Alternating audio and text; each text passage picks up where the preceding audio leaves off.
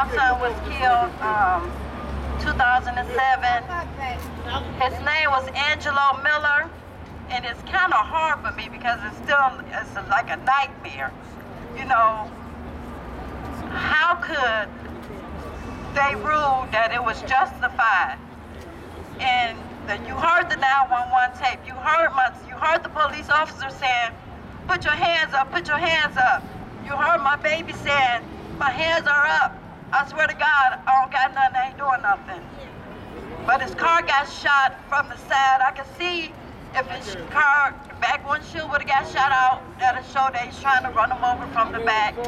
Or if the front windshield would have got shot out. You could have told, but they said my son tried to run a police officer over. It don't take a rocket scientist to figure out he didn't. And from the 911 tape, they should have knew it. But it's actually time for us to do something, because too many of our young black men are getting killed by police officers. Too many of our young women are getting jumped on by the police officer. You know, the marches are good, but it's time for us to do something else because it needs to stop. All right, Ms. Copeland.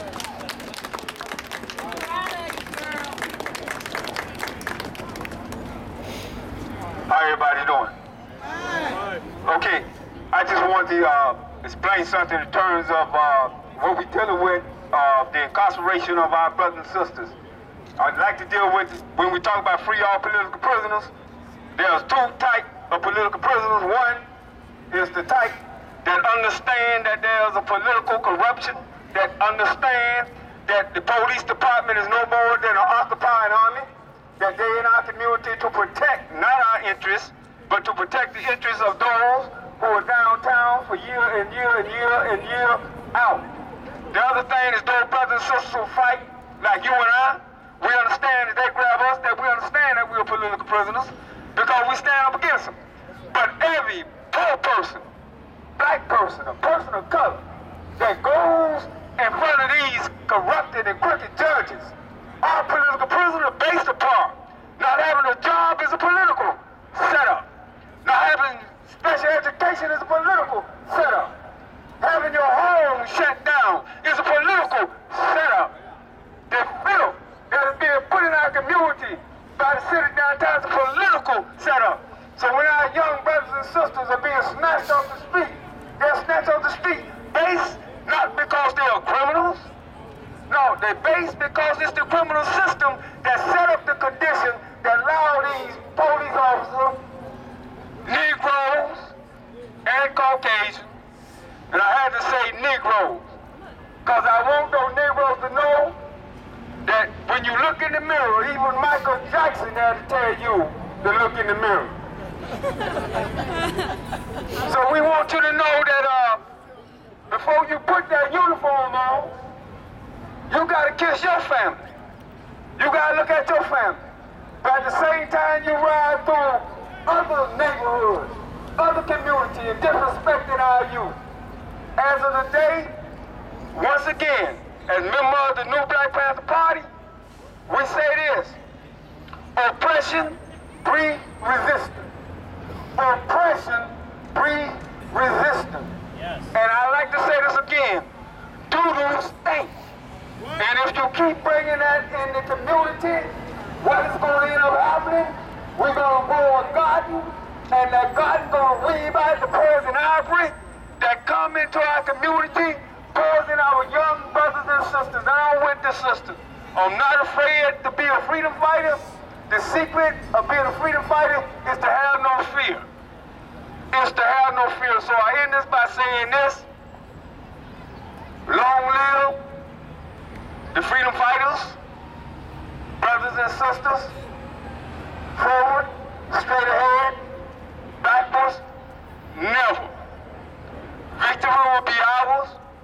We have to have the vision to understand. The forest don't catch a fire by itself. There's always a spark, and there's always someone who got the matches. Thank you.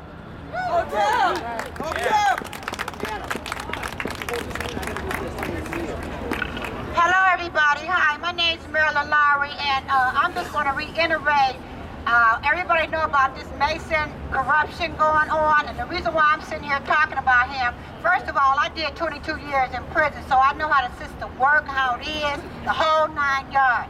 But my friend, he almost got sent away for life, messing around with Mason. Like they say, you come down there with one charge, and you have 50 other charges on you. He's signing the paper, so I think everybody who Mason has signed off on, their cases should be revamped, relooked at, the whole 9 yards, because how are you going to let one crook sentence somebody else that's supposed to be crooked?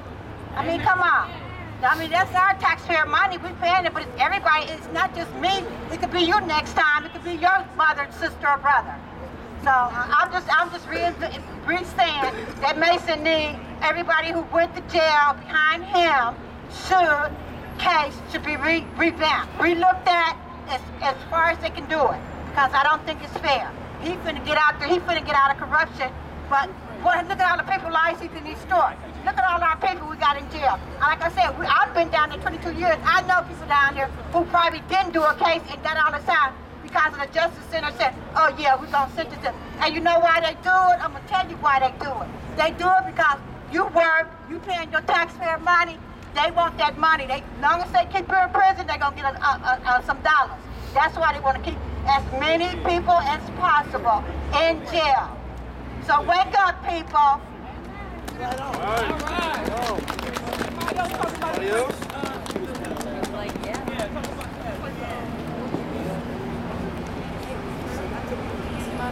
Hi, my name is Bertha Steele.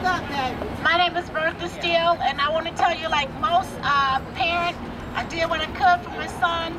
He went to Benedictine High School. He graduated from Lutheran East, where he played football. He went on to Toledo, graduated from the Ohio Technical College, and had a desire to open his own business. He later was hired by the Regional Transit Authority. My son had gone on the west side one day. Well, first of all, let me tell you, I was not going to come today, but I decided I needed to come because my son no longer had a voice, and so I needed to be that voice for him. He had gone on the west side to drop his girlfriend off. He was getting ready to come back home and go to work. The police stopped him for what they said was, first of all, loud music, then it was an expired tag, and then he was running from them. What actually happened is that my son was shot in the back 16 times. The coroner said it was the worst death that they had ever seen. You don't take 16 bullets to kill nobody. You don't kill an animal that way. You just don't do that. So, I mean, we're still going through the system. Of course, it's been a different story every time they told it. It was always a different story. They did this and he did that. And of course, I'm sure they just got that little time while they investigated them and they're all right back at work. They got a chance to go home and be with their families. My son never got that chance. We have to stop what's going on. It is unfair to our young black men. They are becoming extinct. So we have to get together. We must do something to stop this. Tomorrow it may be you or your son. Exactly. All right. We know where we've been, and we don't know where we're going, so you got to keep that in mind too. Thank you. Got the Bruno family right here. Yeah. Come on up, ladies. Tell y'all story. All right, got your I'm gonna love. try to make that program. Can I hear somebody say "Free Destiny Bruno"? Free Destiny Bruno! I gotta get the ticket, right? Oh, okay. Give me a call when you get a chance to speak. Hi. On May 13th, 2010, my two girls walked out of school in a peaceful protest for teacher layoffs and school closings. They were then in turn attacked by 5th District Cleveland police officers. They were thrown to the ground. They had knees put in the back of their necks and backs. They were forcefully arrested. On October the 6th and 7th, my daughter Asia went to trial in juvenile court. She was found not guilty and acquitted of all charges. Yeah. So you tell me why they had to be attacked, arrested, thrown in jail for a peaceful protest.